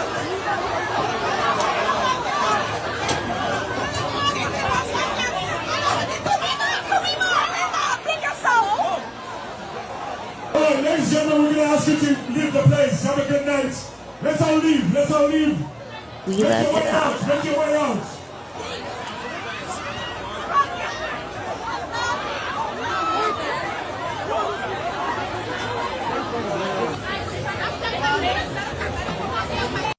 So you're saying that there was no stabbing that happened there? I don't know. Based off what I seen, people were saying that like it was one of those things. You know what black people are? Once one person starts running, everybody starts runs. running. Yeah. And apparently that happened 3 separate times. Damn. To the point where like some people started getting trampled and stuff, and they just had to lock off the event. Really? So they shut down the event? Yeah. But it was already ending soon, anyways. So they just ended it a little early. Damn, bro. Didn't there had something at Afrofest last year too? Wasn't there an issue last year? Or some festival when they broke down the fences or something? Because this is like looking like a black eye on like organizing events over here in the city. But I feel like most Afro and Caribbean events that are fenced off, the fence always gets broken. The fence always gets broken. It doesn't matter, but they need to get like stronger fences, bro. Every time you see the video, it's like these companies be cheaping out. They try to make as much money as possible. They have these flimsy ass fences, and then it's crazy, bro. That fence is now holding 100,000 people, bro. That is true. Yeah. What are y'all thoughts on this, man? Like, how is it that these events keep on getting smashed up like this, bro? I think it's just a matter of the density, like a lot of people in one space at one time. That's kind of why I don't like going like outside public where it's not closed off, because like anything can happen. And I think we're in a climate now where it's just like you don't know what other people are going through or their mentality, or like a bucket could just come up to you and do something weird. You know what I'm saying? So it's like you want to be in environments that you kind of understand or you're comfortable with, or you have some control over. At least you're with your friends or whatever, you know? So I think it's just a matter of when you bring a lot of people into like one small area, things could happen. Shit could happen. The likelihood of things happening are way more than if you're just chilling at your crib, obviously. Yeah, I guess. And people are on high alert. So as soon as one noise happens, one person starts running, anything happens, everyone just like panics. Yeah. And of course, there are elements of alcohol. Yeah. Balling up, probably some people on some harder stuff. It's just not a good look. You know, especially for the people who are organizing these events like Afrofest and stuff like that. I know a lot of money goes into this shit, and then it's like my shit gets mashed up. I can't do this again. I lose money. Like, bro. And normally it goes well. Like I've been to many Afrofests, and it's only the past couple years where there's been like trouble, you know? Like normally it's been vibes. You see enough gyal, you get amazing food, and it's free. Yeah. You know what I mean? But yeah, it's a black eye on the game, bro. Like in the future, like I hope they are still able to do it next year. But like, bro, it makes it where the city's kind of like, I don't know if we can rent this out for you. I was just thinking that, do you feel like this changes the perception for the city where they might see it as a liability, where it's like, oh, the last 3-4 Afrofests, this have been happening. Maybe we should do this instead, increase police presence, blah, blah, blah, blah, blah. They've been doing it with Caravana forever. Every year we're wondering, are we going to have Caravana? It's now we're kind of more in an even space where like we know what's happening. But there was a space of time where we were like, are we going to have it? You know, are we going to get the funding? Because they were thinking of like backing out. Even Montreal, the past 3 years, they didn't get funding. I believe it's happening this year. Yeah. But I don't know. I'm a proponent. I'm a little conservative in this thought, but I'm a proponent of if you want something done, do it yourself. Don't rely on the government. You know what I mean? So facts. I feel like we should be able to put on our own thing so we could dictate it how we want. But then that could cause its own problems too. Yo, but I did have a question about these events. If they were completely private events, like no government funding at all, right? Do you think there'd be more opportunity to make money for that actual local economy, or do you feel like regardless they're gonna make money? I think regardless, they'll make money. It'll probably make more if it's like privately owned, because they could dictate the profit margins and stuff, and they could scale it up. You know what I mean? And also less regulation in the sense of, you know, like there's probably certain things you can't do once you accept that government money, you know? Yeah, man. Listen, man, I just don't like seeing shit like this, man. Anytime I see videos of like events getting mashed up, I think about the promoters right away, bro.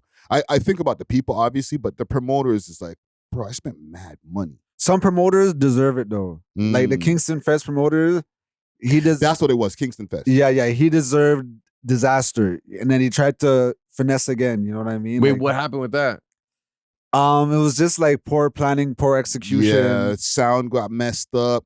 people were breaking into the place, the fence thing, all of that shit. Like it was a shit show. It was like Canadian Firefest. Yeah. I was just thinking about Fire. yeah. Basically, basically. But yeah, man, salute to the people who are putting on the event over here, the Afrofest people, or you know what I'm saying? And good luck next time, bro. Rappers are turning streamers. I want to take a quick break from this episode to give a big shout out to Only Loud, Canada's one-stop shop for your favorite legacy brands and all things loud. Only Loud provides mail order delivery nationwide and same-day delivery to those in the Ottawa area. Check them out at onlyloud.ca or follow them on their socials, Instagram at onlyloudcanada or on Snapchat onlyloud.ca for more exclusive content. Only Loud is not just a product, it's a lifestyle. Big salute to the sponsors. Cheer! More rappers are turning streamers. So the Crook is streaming now. Did you guys see any? Oh, wow. He started up a Twitch. Him and Black of the Dawn. They've been streaming. But Black he's been more, I've been seeing him more vocal with the streaming. I didn't expect the Crook to become a streamer. So I'll pull up this. What he got. Are they only on Twitch? I think so. Yo, bro, so you have any nines? I just got some. Yeah. Still not doing it. I think I'm gonna have to cut and fall back. So what is he playing? GTA? GTA? I don't know. Like GTA 4, Right, basically? Do you guys know how many viewers they get? I don't know how many consecutive. Damn, I'm a hater for real. No, but I'm just I'm interested to see how the audience carries over. Well, the replay has 383 views right now from this one. This is from 3 days ago. And also because I wanted to say that like the algorithm on Twitch is so difficult, bro. Mm-hmm. That I would say that maybe they should try Kick and Rumble as well. Yeah. Because I know that because they're new streaming platforms, they actually push newer creators rather than Twitch. They already have their big dogs, you know, so they're not really they don't care to push newer streamers. Yeah. It also depends too. And like from what we're seeing here, and I'll play a little bit more of it before we continue. He's just playing games, right? Yeah. So there's only so much retention you can get if you're not like playing like an action game. That's a gal tune for all the people that saying, yo, why, could he make a gal tune? Boom, that one was for the gal right there. Mad. And that one did numbers. You know what I'm saying? That one is stream numbers. You know, I stream a lot more than I view. I'm not gonna cap. So I'm not gonna play the whole thing. Right? He's just getting into it now. You know what I'm saying? I'll give him the benefit of the doubt. He's still getting into the streaming. But streaming is not easy. Like to be entertaining and like do something where people are like watching you be entertaining for 2 hours, 3 hours. Not that easy. You know what I'm saying? And he signed, right? He has like a distribution deal, I think. Okay. So what I was thinking is maybe there was some influence where it's like you have to stream. Yeah. And it's like if you're playing video games anyways, it is productive. So if like you have a hustler mentality, you're like, yo, I could get paid to just play video games. And T Grizzly, I think T Grizzly is like even more rich now than he was as a rapper. Yeah. Just streaming. Look at T-Pain. T-Pain makes money off of streaming. You know what I'm saying? A lot of people make money off of streaming. But look at how they're streaming. Look at how he's streaming. Okay, see, you guys make me have to be this guy. Because I do respect what he's trying to do. The effort. You know, but he just sounded mad monotone and boring in that little clip. So if he is doing this because he has to do it, then I do understand. Yeah. But if he actually wants to stream, then I would say like have a little more life. Get the easiest hack. Just get a baddie to join stream with you, you know what I mean? And then like do some challenges and stuff, or do some activities, get her to play the game with you. So you're saying if he continues streaming like this, it won't happen? It's going to stay at the 300 views still. He's also on house arrest. I'll give him that as a benefit of the doubt. Okay, so he's doing something towards his career, like based on his circumstances. I rate so that. He can't be outside as much. But I do also hear what you're saying. Like if you want to make the stream more engaging, you're going to have to do a little bit more than just sitting and playing the game. Or for him, he should be in the studio rapping, like in the stream, like his process, maybe him balling up, talking to the chat, 1-2 gal. You know, I don't know if you can like take shots and drink and smoke on Twitch, but Kick you can. And I feel like this is an opportunity for him to do like some Black Boy Max thing where like, okay, you're in the crib, That's dope. Invite some rappers to the crib, cook up some stuff, you know, like you guys could collab on some things. I'm not sure what his conditions are if you could have people over on this in this crib and stuff, but like, well, basically, it's like what you guys are talking about is this: what Blacka's doing. Short chat pack. You know, this is how it works. Bro, hit me on the gram. Say, let me come play some keys. Sarcasm's here too, by the way, just like you seen him come the other day. This is what the chat pack's about. Feel free to hit me up. You know what I'm saying? It's a community event. People are watching. They pick the beats. They choose the song names. Oh, that's dope. If you're a piano player, guitarist, hit me up. You're welcome to the session. We are making this project together. That's dope. You know those ad-libs he's been singing all day? Bro, on my verse, I was gonna say the same on my shit. verse, right? Dog, I was literally gonna tell you I know I'm not shit. tripping. I heard him like humming some like harmonies and shit. Yeah. I was like, yo, he should like. Wasn't Snoopy there too? Huh? Wasn't is this Black of the Dawn? Yeah.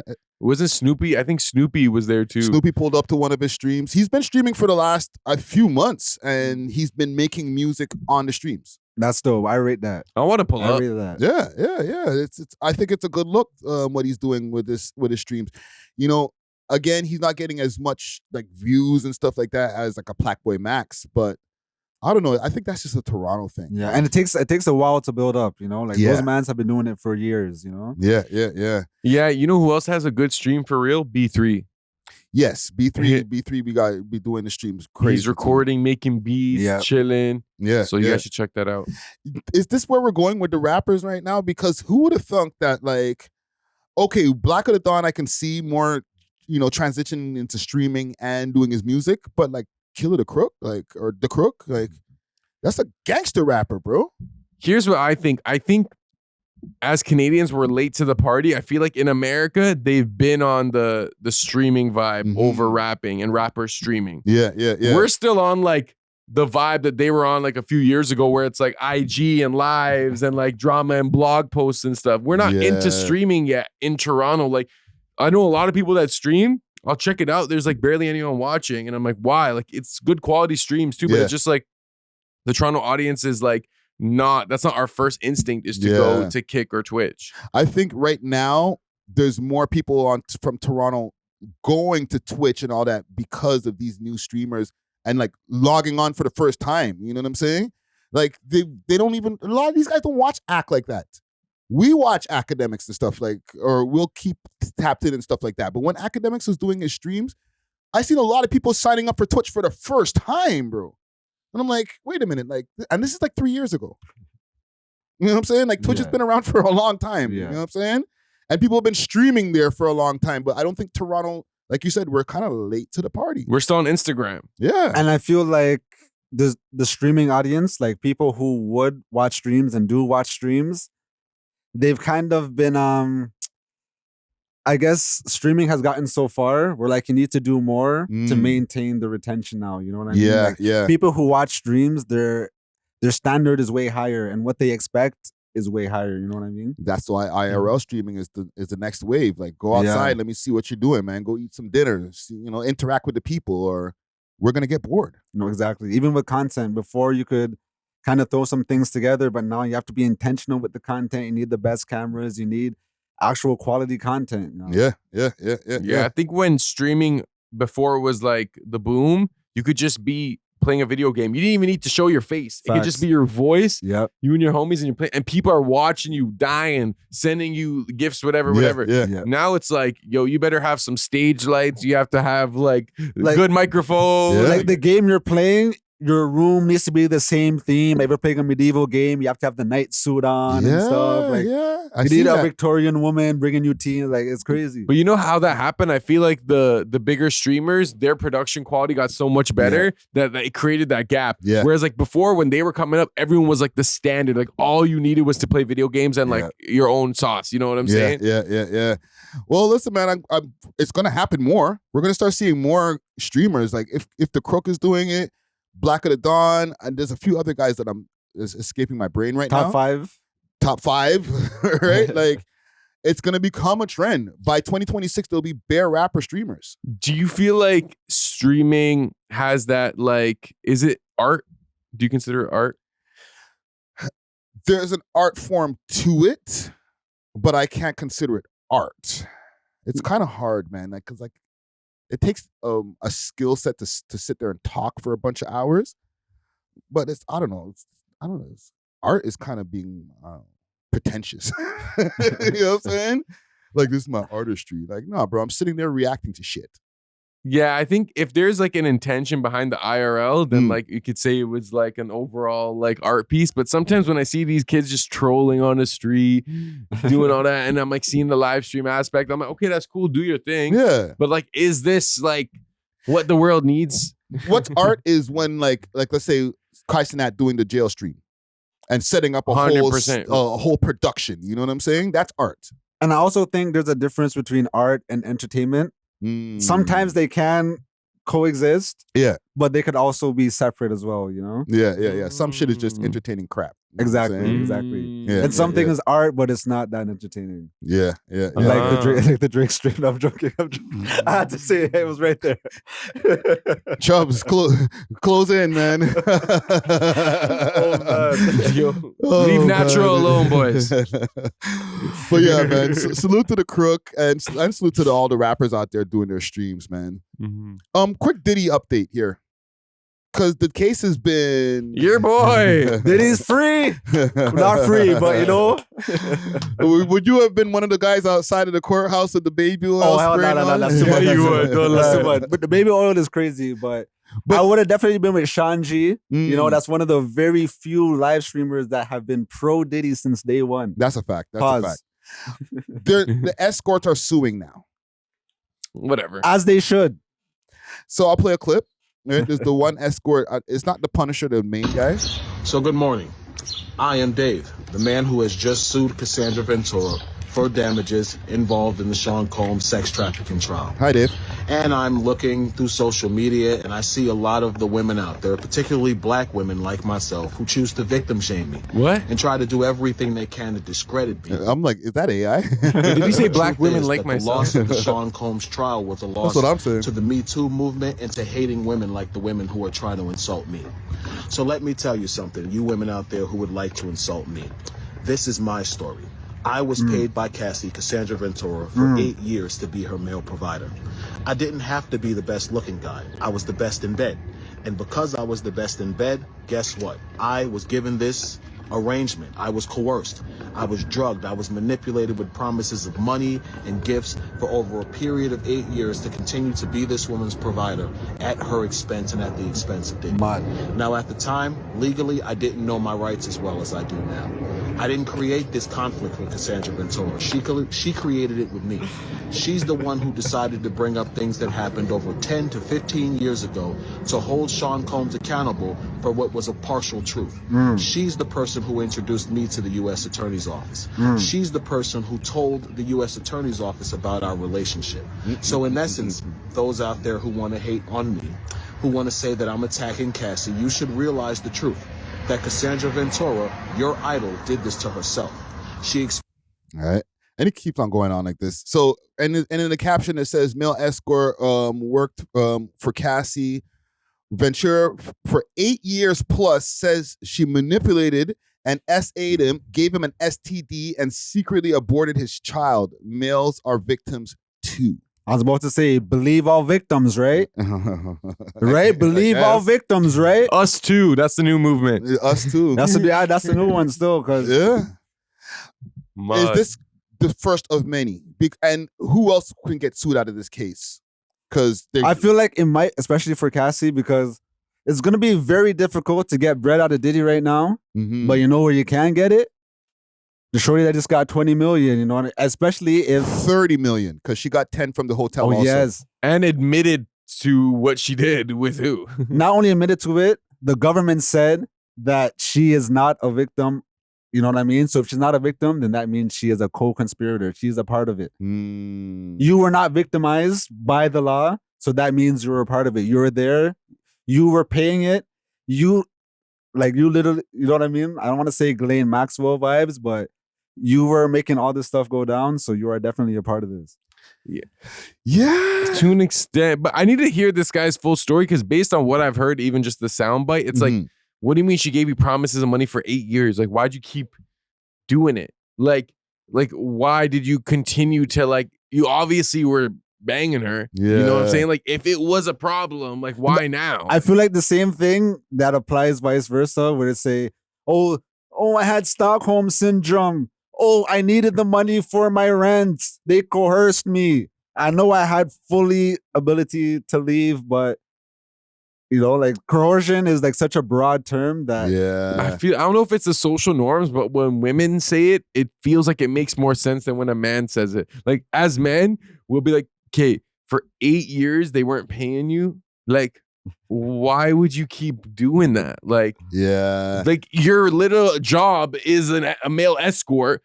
You're supposed to get paid for your work, broski. Like, yes, but it's also Cassie. She's, you know, obviously very beautiful and stuff like that. So at one point you're smashing for free then, and you can't even say you're a male provider. Like, you were just you're just knocking it down because you liked her. Yeah, you're just on her roster. Yeah, and then there was a power dynamic, bro. if everything is true, then there is some kind of power dynamic. Like, she's connected to a very powerful man at the time. She got money or access to the money. He probably thought he was going to get, if this is true, he probably thought he was going to get some money because, hey, look, Punisher and all these guys are getting money to smash. Where's mine? Yeah, he didn't ask for 8 years. That's fishy. I don't even, He's definitely like boosting. Yeah, he's definitely a waste man for following this suit. But I just feel like if all the shorties are rocking with the women who are doing these outrageous suits, then like let the man get his thing off. Yeah. Do you feel like us as men, we should be more supportive of men in these cases? Me, not in this particular case, because I think it's bullshit also.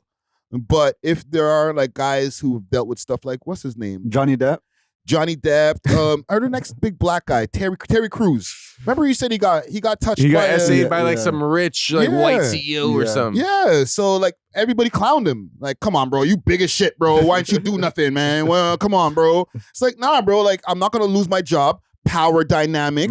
You know what I'm saying? And the man touched my Johnson, fam. I understand that. Believe all men, or you know, us too. Us too is like, don't name this episode that. I was just thinking about it. That's gonna be the new episode title. Us too. You know what I'm saying? But listen, I think that this is just one of many. There's going to be more people who are going to be throwing out lawsuits now that the smoke is cleared. You know what I'm saying? Even though technically we're still waiting for the sentencing, I still even think Diddy has more lawsuits on the way. Oh, definitely. You know what I'm saying? But they're all just like private lawsuits. Like, they're not like legal proceedings. Yeah, it's not criminal, it's all civil. So all civil, yeah. Is he still gonna do time for the counts that he was guilty for? Right now we're still waiting. Like, I think today when people are watching this, the sentencing might be in if they're able to extradite the sentencing or whatever the word is, expedite the sentencing. Yeah, but for now, I think it's still set for October 2nd. They're trying to get the sentencing closer though. Yeah. But my prediction is like he's getting like 2 years tops. Yeah, I don't think he's getting a lot of time, especially since he already has time served, which will be like almost a year. Yeah. And then the main stuff he got not guilty, you know what I mean? So this local prostitution thing, bro, every man in the industry does it. Yeah. Future talks about, oh, if she doesn't have a Birkin, she's not mine. Baby says you could get any Chanel in the store if you want. Like every artist in the game is on that wave. So flew her out. Yeah. So I even think Diddy could come back, not even missing a beat, bro. Yeah, that's a lot of people are saying that he could just integrate back into society and people will just be like, let's do some business. But that's still to be determined. Nah, bro, think about the perception of Diddy when this first was announced to where it is now. Like, I feel like a lot of people are pro Diddy. You know what I mean? Yeah. But there's still I wouldn't say pro the video that we saw of this guy beating the shit out of that. That's what I'm saying. But I feel like they know that maybe he was being wrongfully accused of something or wrongfully. He was being overcharged. Yeah, I feel like because the video was so long ago and they overcharged him so much, like this whole they're trying to bring a rich black man down. I feel like that is outweighing the fact that like he hit his shotty, you know what I mean? Yeah. Because enough mans do that. Kanye even, said on the phone like, yo, Diddy, we're rocking with you because they said Kendrick beat his shotty and they gave him the Super Bowl. So Yo, but I have a question, right? Like, you know how like in different cultures, certain things are acceptable and certain things aren't. Like some cultures you don't eat pork. Some cultures all you eat is pork. Go for it. Go for it. You see where I'm going? Go for it. For us to like universally say something is bad, right? Like we're assuming that cultural mindset is like supreme in a way. Yeah. But like, what if there are cultures where it's just part of the culture? Does that like make it okay because everyone in the culture agrees, or is there like this ideal that we have to judge that culture for being like primitive or like, yo, they beat their women? That's universally wrong. I feel like men understand nuance, and when we first seen the video, every man said that's disgusting. Yes. No man will ever be down for abuse against women, obviously. However, as the trial proceeded and we seen their dynamic, she was beating him too. So it's a point. I'm not saying that men should hit women, but if you're hitting on me and then you know what I'm not trying to get too crazy. We're on YouTube. I'm not trying to get bad demonetized and stuff. But like, I feel like we've seen that it was just a toxic relationship, both sides. Yes, that's what it rounded out to be. Like, if people are hitting each other, both parties, it's just toxicity on both sides. But like, I always bring it back to other animals because, yo, male and female mates and other animals, they be fighting for real, like to the death, broski. They actually don't care. Like sometimes the woman wins, sometimes like cats and stuff. You know what I'm saying? They be going in. Yeah. And in terms of the toxic relationship, like when women like hit on men or whatever, like I've heard women that have said like, oh, like I've thrown hands on men and like he hit me and like I needed that because I was wilding. Like I've heard a girl say that. No, it's real talk. I've heard that too, man. So it begs the question of like it depends on who's watching as from the jury standpoint. Because remember, they had 4 women on the jury and 8 men. And a lot of people were thinking it's going to be the men who are going, or the women who are going to be voting against him. It's really the opposite. The women are looking at it more critically. And they're like, I don't know if there's holes in that story there. I wouldn't have done that if that was exactly. They're like, oh, as a woman, you did all this, all that, and now you're saying this. Doesn't add up. Where the dudes are like, sounds pretty messed up, and she's hot. So And it was being reported that one of the women, like the way how she was reacting to the prosecution versus the defense, it seemed that like she wasn't buying a lot of the stories that the prosecution was trying to put forward. Yeah. So it was tricky territory. But listen, man, salute to, I'll say Cassie for now, because I don't want to get in trouble, man. You know what I'm saying? I don't want to say salute to Diddy and they're going to be like, oh, we knew it. You're one of those guys. I'll say it. Salute Check the hard to Diddy. drive. He got cleared of the ST and he got cleared of the RICO, which was crazy. How is one man in a RICO? You know what I mean? So this is not Friday's Views. Holla at me if you have a problem with it. Yeah. What I will say is that if God wanted Diddy punished, he would have done all, you know what I'm saying? So I feel like Diddy had faith. Yeah. I'm not supporting everything he does, but to beat a RICO and like against the feds and even like bigger conglomerates of like European billionaire companies that want to take you down because of Ciroc or whatever. Like, I think that aspect of it needs to be opened up a little more. Like, didn't that cause everything? That's the conspiracy, that it was like Diageo and all these different people that, you know, set off this whole smear campaign. But again, that's conspiracy theory. You know what I'm saying? But what is fact is the little Rod lawsuit that gave the feds like jurisdiction to raid his cribs. And it turns out that I think Diddy owed Little Rod like 30,000 or something like that. Yeah. But it goes to show you how a small problem could become so big. Like, imagine if Diddy just paid that 30 bands, okay, no raid. Imagine, oh my God. You know what I mean? Imagine if he just dealt with Cassie on the lows, you know what I mean? None of this would have happened. Yeah. It happened with Hannibal Buress. He said one little joke about Bill Cosby and it set off a landslide. Yeah. Do you also feel like Diddy's level of freakiness contributed to this problem in his life? Of course. Definitely, but I don't think it was justified to give a man a RICO because he's freaky, you know what I mean? Yeah. It's just like there was only so far. I think he kind of needed this because he was going crazy. I agree. You know what I'm saying? And if you just let a man with that much power just to his own devices keep on going without being checked, exactly, somebody would have got way more hurt eventually. So do you feel like he's never going to do a freak off again? Because how do you trust male escorts or female escorts now? No, he's Diddy. I think he's definitely going to do more freak offs because this case was going to set precedent either way. Because there's a lot more rappers that are doing these freak offs. Like Kanye has been confirmed. Jason Derulo has been confirmed. Jason Derulo? Which is so random. But like, so if he got found guilty, then there would have been a lot other rappers on the chopping block. But now that he was innocent of those charges, freak offs are back, bro. Party on. Even when he got first charged, him and 50's baby mom were still doing freak offs in 2024, bro, and 2025. No, not 2025 because he was in jail. No, he was doing freak offs in New York when he went to go turn himself in. Oh, yes. Yeah. So you feel like forever for the rest of his life, that is going to be his thing, are these freak offs. Like he can't get rid of this kink. No, well, I don't know, because he's going to be going through rehabs and drugs and all drug programs and all types of stuff. He might be like, I'm over it. Based off what I got from, because I think the reason why he was doing these is because he had like ED or some type of dysfunction where like it was hard for him to get, to rise to the occasion. Yeah, it was hard for him to rise to the occasion, and he wanted to pleasure his women. So he would get other mans to do this, and then when he got there, he would say, "Yo, move out the way, big dog." He does the little thing, and then even no, because it wouldn't last long, bro. He would say, no, the escorts would say Diddy would go in for like 2-3 minutes and then say, all right, I'm all done. Go finish her off. So I feel like That's crazy. So that was just his way of satisfying women.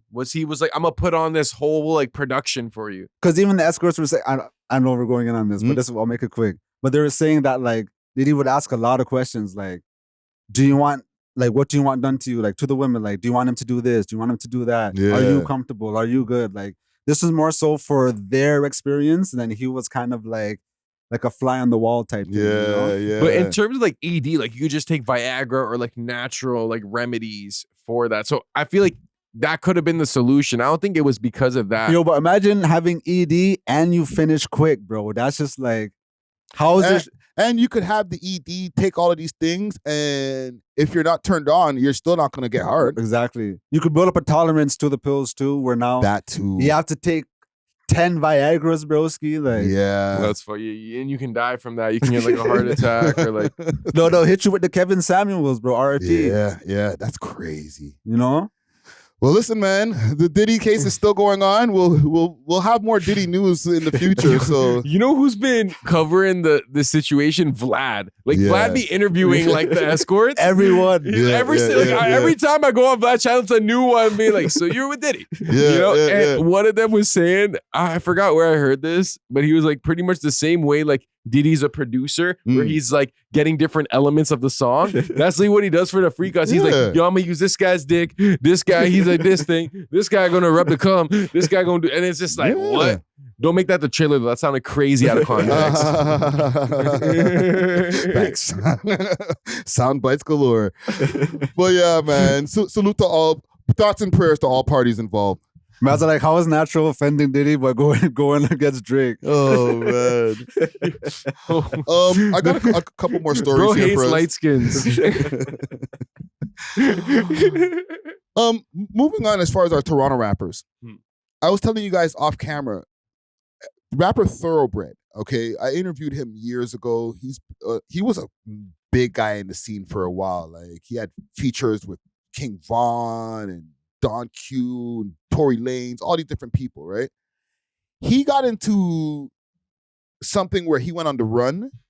He went on the run for a kidnapping charge. It was a woman in Wasaga Beach. Him, 5 other people. 3 people went dressed in police clothing, kidnapped her, right? And then he ended up on the news again because he was on the run and got all the way to Florida and got into an altercation with a guy named Lowell Grissom, who's one of Chris Brown's like peoples, and ended up murking that guy. Oh, wow. Yes. Now he's been locked up for this is since 2023. He's actually facing the death penalty for that. In the state of Florida? In the state of Florida.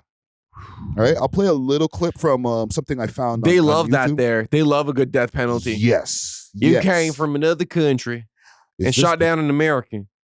Okay, here it is right here. That is crazy though. So this is from the court hearing. We don't want that here. We only give you 5. We won't even give you 3 square meals. Now the judge is hearing the case right now, and the prosecution is gonna give her more information of what they want from this case. She looks stressed.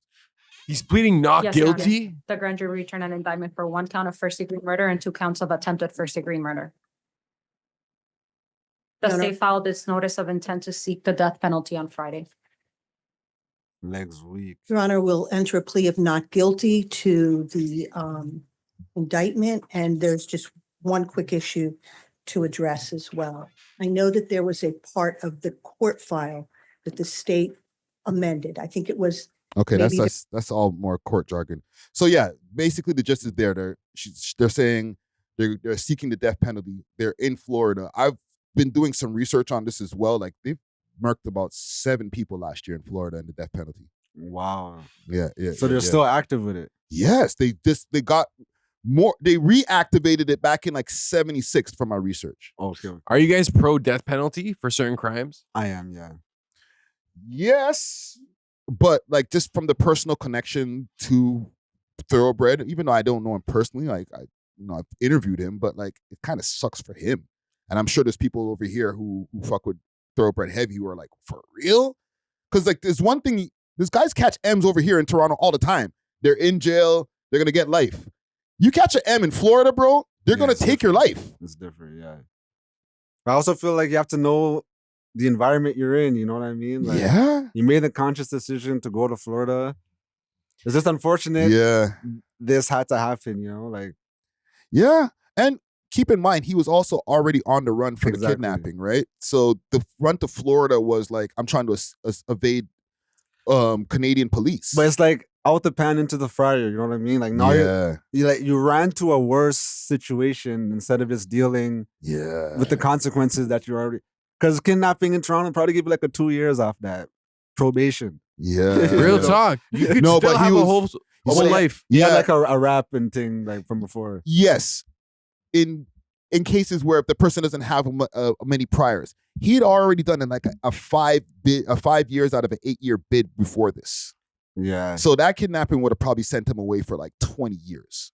20? At least 10 for somebody who's like a long time criminal type of thing. Yeah, but I feel like there's ways because there's many people there, you know what I mean? Like if you have a good lawyer, there's ways to go around it.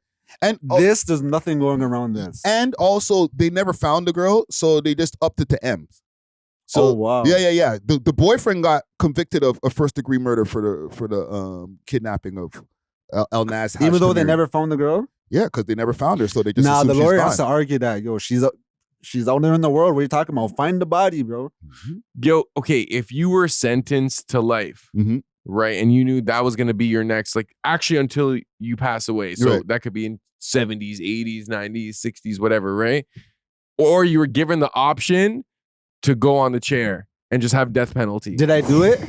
You did it. I did the crime. You did the crime. yeah. You're guilty. Okay. So it's not one of those where like I could. You were like possibly- wrongfully convicted. I like- was not wrongfully. Yeah. Okay. Then I'll probably take me personally. It depends if I have children and stuff. No, you today. Okay, me today. Yeah, I'll probably take the death. I'll just start over still. I'll come back. Come back to the butterfly. No, like, I'll forward back still.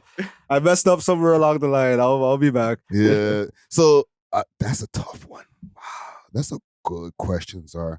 Because like you would say, all right, well, I value my life, but your life is literally behind bars for the rest of it, man. But could you have a fulfilling life in that environment? Fulfilling, yes. Okay, and So it is it sounds worth it? crazy. It sounds crazy, like fulfilling behind bars. Like, no, like if you're gone for life, you have, let's say, a life partner that you can like find a way that you can get your private visits, because there's something called PFVs, private family visits over there, or conjugal visits that they have in the States. If you can get that figured out, bro, and every couple of months your girl comes, you get to, smash out. Whatever that is, what your life is now, fam. You could live like a king in there, in theory. If you have some money still going on, like on road, because it's expensive to be in jail. So it's not like you can be a king unless you really were a king on road. Yeah. And being a king in jail is kind of like what is that? You know, like you got the bogeys. No, well, like you got the best food. You got access to bogeys. You get access to whatever. If you ball up, then you're always gonna have your weed and whatever. So like, cool. You know what I'm saying? But it's gonna cost you triple, maybe quadruple than what it would cost you on road. It's a sad existence. I feel like if you're anybody going through that, just make the best of it. Obviously, you can find fulfillment through like religion and spirituality. You know what I mean? But you have the time to do that too. Listen, I'm not trying to glorify jail, but I'm just saying, as far as if you catch a life bid, you don't have to off yourself because you can still live a fulfilling life if you can get the pum pum. Because remember, that's the only thing that you are separated from, because you're separated from the outside world. You can't have pum pum. Yeah. But if you can, you just make the best of it, bro. I'm just not going to be able to have pum pum anytime I want. That's crazy. Yo, if Canada ever, I mean, I think they did legalize escorting, but if they had like female escort like jail visits where it's like $2,000, you know, like Or it'd be 10 like racks. it'd be like jail prices for bogeys, like that inflation, it would be the same thing. Okay, so like if she's like a $50 escort, then it's like $2,000. But if she's like a $1,000 escort, she's like 10 racks. Yeah, I think they should offer that. I ain't mad at that. Because it is a human necessity, you know what I mean? And like, so like, what, you have to be married to get your necessity off? Yeah. You know what I mean? And if you can afford it too, like if you have the 10 racks, like I'll spend 10 racks a month to have a girl come in here and you know, blow me down type thing. There's mans that do that outside of jail. Yeah. Yeah. I ain't mad at it. I don't know if there's probably conditions to it. You might have to go through some programs to make sure that you're eligible. Like you're not going to beat up the girl and stuff like that. You know what I'm saying? But if you can pass your programs and you have the money, send 2 prosties, bro. I think that's a win-win. And the jail could even take a piece of the commission, like kind of like on some like pimp shit. Or they can, you know, get a little wazzle on the side. You never know. You know what I'm saying? Sloppy seconds. After an inmate, if you're like a freaking you're down bad, bro. But listen, man, salute to Thorobread, man. Like I just wanted to give you guys an update on that. It's crazy. He will be the first rapper from our Toronto rap scene facing the death penalty.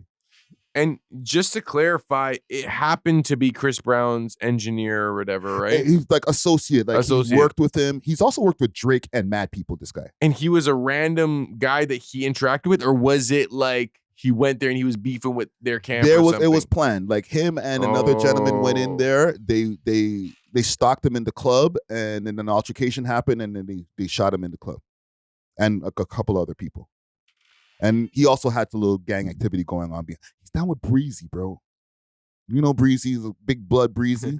Do you really think Breezy's like some like gangster drug pin or something? Or like not no kingpin, but like he's in it. He's with the shits.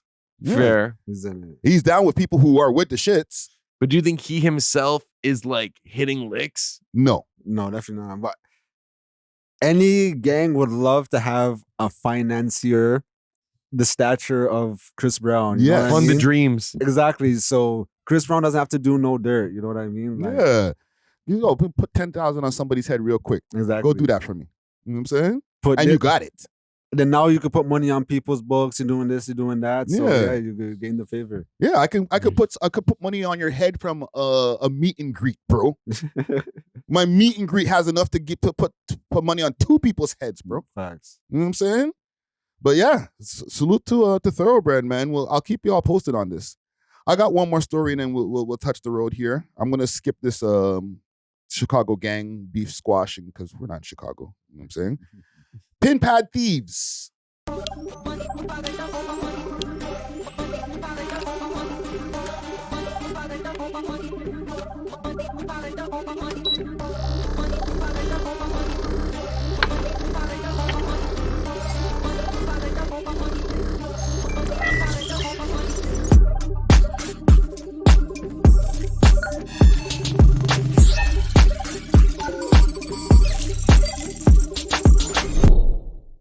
Have you guys been up on this? Well, you saw the story here first. The pin pad thieves. New method. First last night, small businesses being targeted in pin pad refund thefts with thousands of dollars stolen in a matter of seconds. And since our story aired, more victims have come forward. And as CTV's John Woodward reports, there appears to be a connection. It's the guy that got cussed out by Mike Tyson. Separate cases. Yeah. Oh, it's terrible. That was 74-year-old Shiro Mauro's reaction when he saw what had happened as he minded his son's flower shop on the Danforth in Toronto last Saturday. The surveillance video shows while one man distracts him, another grabs his point-of-sale terminal and swaps it out. Once they had it, the thieves refunded themselves $2,000. Morrow called the police. $2,000 is a lot of money for the small business on Danforth. 2 days later, over in Pickering, security video shows a similar scam at Total Tire. One of these people distracts one staff member, and there it is again, the pin pad swapped out. Owner Charmaine Carvalho says they discovered multiple small refunds totaling some $1,400, all done through the independent refund option on the terminal. It's very fortunate that I caught it in that timeline, because if I hadn't, we wouldn't know how much more he could keep charging. Joining a list of businesses who have been victimized by thieves by the very technology they use to accept money from customers. Watch this one. happened at the Souvlaki Hut on Queen Street East on Monday. But the difference is with these two crimes, they're connected. Carvalho discovered that the pin pad thieves left behind at her store is the same one as the one taken from Morrow at the flower shop. That's what surprises us. That the I thought they had a bunch of pin pads. They're just reusing the same one. Morrow one. You just need one, and then you just keep Facts. swapping. Yeah. That is hilarious. Yeah, bro. yeah. New method unlocked. New method unlocked. New method unlocked, bro. Here's what I will say. It is like a very smooth lick in the sense where it's like in and out quick, easy distraction, no violence. Exactly. You know?